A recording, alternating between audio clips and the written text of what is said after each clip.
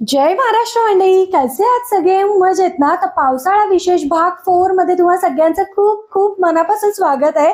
तर आज आपण मस्त अशी झटपट होणारी मूग डाळीची कुरकुरीत भजी करणार आहोत, जी की बनवायला अगदी सोपी, कमी वेळात कमी साहित्यात होते आणि खायला इतकी छान लागते ना.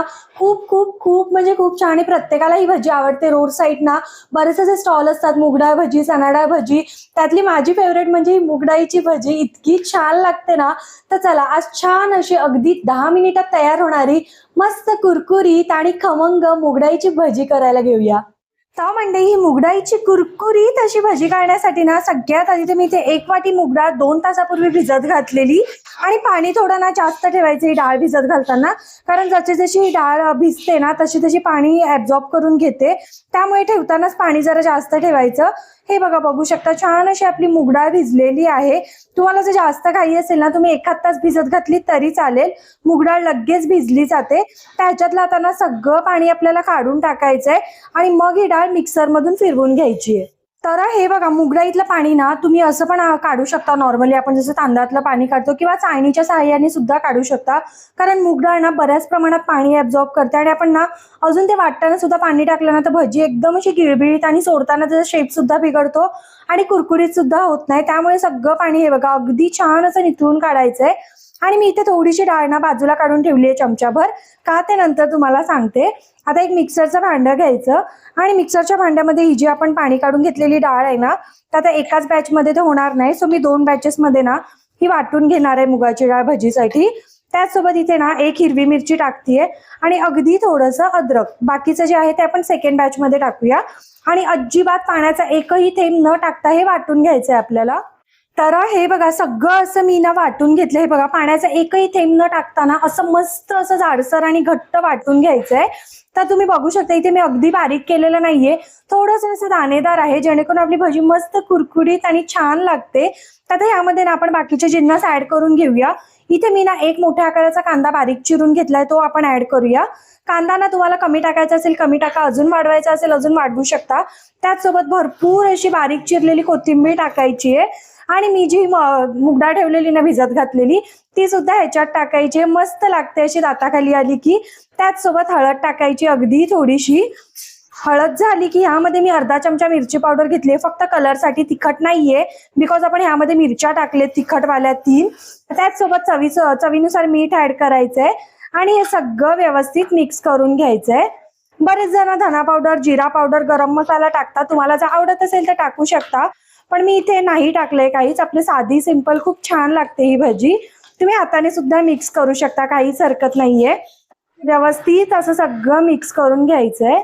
तर आता आपलं पीठ व्यवस्थित मळलं गेलं ना, ह्यामध्ये अगदी थोडासा सोडा टाकायचा. हे बघा इतका चिमूटभर सोडा, जास्त टाकू नका, नाही तर भजी ना खूप जास्त तेल ऍब्झॉर्ब करते. आणि कमी सुद्धा टाकू नका, कुरकुरीत होत नाही. तर आता काय करायचं, हे बघा सोडा टाकल्यानंतर परत एकदा मिक्स करायचं. जर तुम्हाला सोडा अवॉइड करायचा असेल ना तर तुम्ही जे भजीसाठी तेल गरम करत ठेवलेलं ना त्याच्यातलंच गरम तेलाचं मोहन घालायचं 2 चमचे इतकं. त्याने सुद्धा भजी खूप छान अशी कुरकुरीत होते. तर आता आपली ना बॅटर सुद्धा तयार आहे आणि तेल सुद्धा कडकडीत तापलेलं आहे. मस्त कुरकुरीत मुगडाळीची भजी काढायला घेऊया. तर म्हणजे आपलं तेल बघा मस्त असं कडकडीत तापलेलं आहे. आता काय करायचं, छान अशी अगदी छोटी छोटी भजी घ्यायची हातावर आणि खूप लहान लहान भजी सोडायची याची ना, मस्त लागते एकदम. आणि कधी भजी टाकताना ना गॅस हायच ठेवायचा, कारण आपल्या भजीमध्ये पाण्याचा अंश असतो तर ते टेम्परेचर पटकन डाऊन होतं. मग बारीक गॅसवर ठेवली की पटकन तेल खूप जास्त ऍब्झॉर्ब करतं ते. म्हणून अगदी छोटी छोटी अशी वाकडी वाकडी भजी टाकायची, खूप छान लागते ही. आणि बाहेर पाऊस पडत असताना अशी खमंग मुगडाळीची किंवा चणाडाळीची भजी ना खरंच खूप छान लागते. आणि कधी भजी करताना तेल जरा जास्तच ठेवायचं, म्हणजे भजी पटकन ना तळली जाते आणि त्यातल्या त्यात ना खूप जास्त पण टाकू शकतो आपण एकदाच कढईमध्ये. तर हे बघा छान अशा छोट्या छोट्या भज्या सोडायच्या, एकदम मोठी नाही सोडायची. तर एक बाजूने झालं ना की ट्विस्ट करून मीडियम गॅसवर कुरकुरीत होईपर्यंत तळून घेऊया.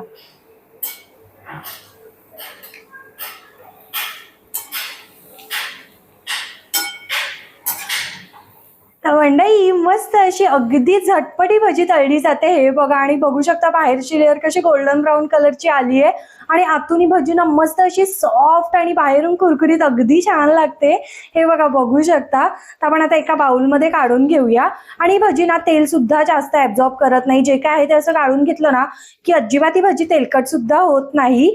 तर आपली एक बॅच तर तयार आहे. एक वाटी ना मुगाच्या डाळीमध्ये तुम्ही भरपूर अशी 2 ते 3 जणांना पुरेल इतकी भजी काढू शकता. तर आपली एक बॅच तर तयार आहे. आपण दुसरी बॅच सुद्धा टाकून घेऊया पटापट आणि गरमागरम मस्त अशा तिखट मिरच्यांसोबत सर्व करून घेऊया.